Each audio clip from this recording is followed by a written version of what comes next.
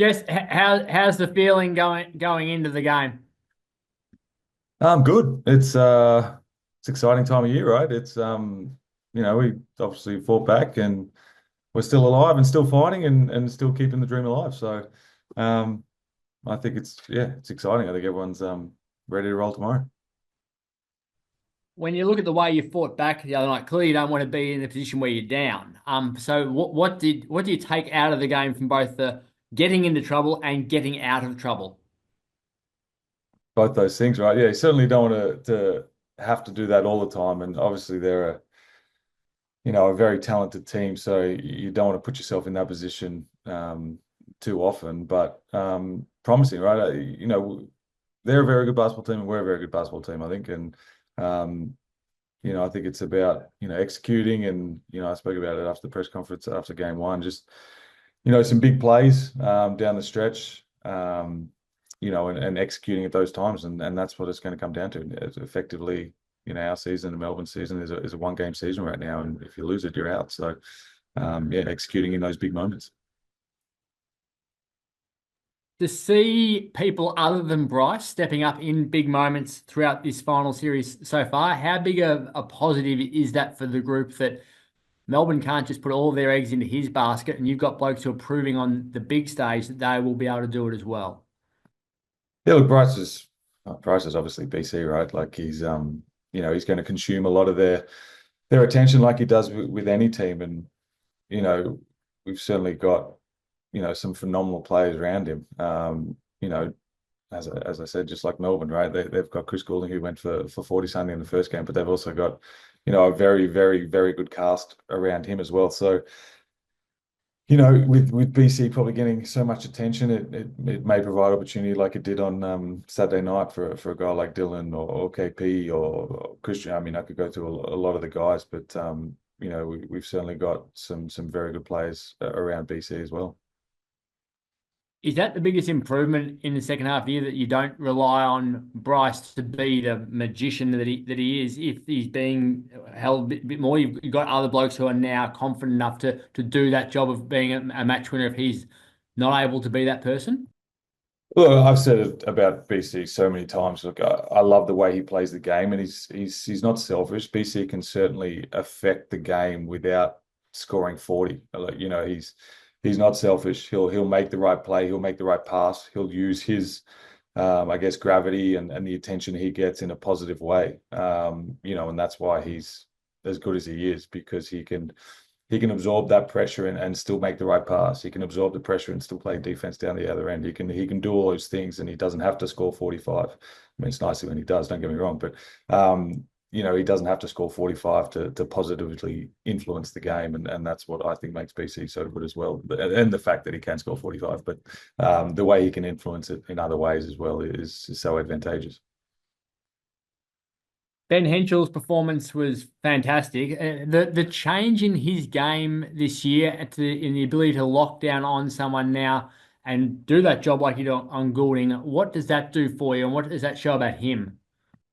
Look, Benny's been great, and he's I can say this because I'm old, but he's still a young kid, right? And he's still learning and still evolving. And I thought he was great. And his value is not in the amount of points he scores. It's all the other intangibles that he can also bring. I think he does a great job of crashing the glass. He pushes the pace. He does all the little things as well. So hopefully he can continue to grow. And I think Saturday was just another step in the right direction. So do you think he can lock down on Chris again, or any of their guys if they start putting on a clinic?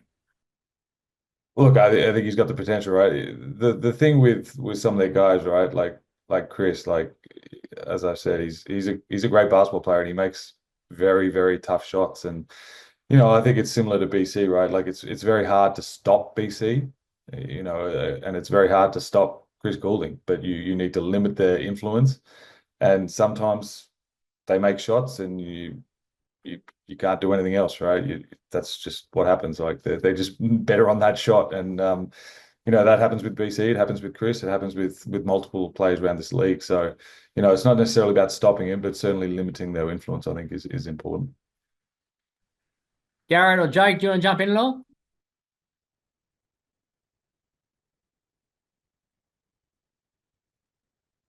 There's no one else. Yeah, Jake.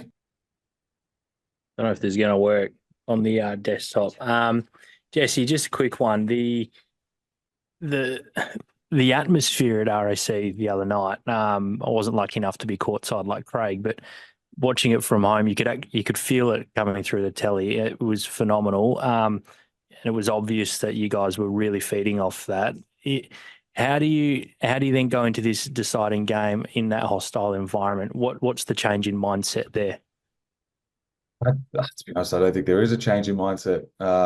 This is one game, right? And it's, everything's on the table for this one game. You win, you go on, and you lose, you go home. Certainly the arena was pumping the other night. It was loud. Yeah, as you mentioned, the momentum was there, and we were rolling in that fourth quarter. It was the loudest I've heard it for a while. But at the same time, it's all or nothing on Tuesday. So, yeah, nothing changes. The mindset doesn't change. We just don't have 13,000 people screaming our name. But the desire and the hunger and the intent will still be there. Beauty. Thanks, mate. Good luck. Thanks. Garrett's isn't working, so I'll jump back in. Like you mentioned it a couple of times now that it's one game, and now, like, do you feel that your team is well placed mentally now after beating them for the first time this season to handle the occasion of win or go home for both teams now? Yeah, yeah, yeah, yeah. I mean, I don't have too much else. I mean, yeah, even if we're not ready, we'll still be ready. We're gonna have another option. That's the fact of the matter is, yeah, one game, and it's 40 minutes separates us from a grand final series or going home and season over. And that's the same situation for them and same situation for us. So, I mentioned it at the start, but it's exciting, right? This is why you play basketball, and this is why professional sports. It's an exciting time of year, and when all the bickies are, yeah, up for grabs. So with all your experience, is it different running out for a game where it's going to be decided? Does that change a lot with the way players feel? No, I mean, not for me personally. I've used the words exciting. I mean, it's exciting. Yeah, it's the pointy end of the season, right? It's the game's a bit faster, the crowd's a bit louder, there's more on the line. Yeah, it's why you play. I was never the basketball buff when you know 5 years old shooting in the backyard with the timer counting down, but it's the same kind of thing. This is why you play, and to get into the grand final series is obviously the goal, and then to win it. But we're still alive and still fighting. And will you guys be bold enough to just go and deliberately foul Jack White early to see how he's handled the pressure of the free throws from the other night?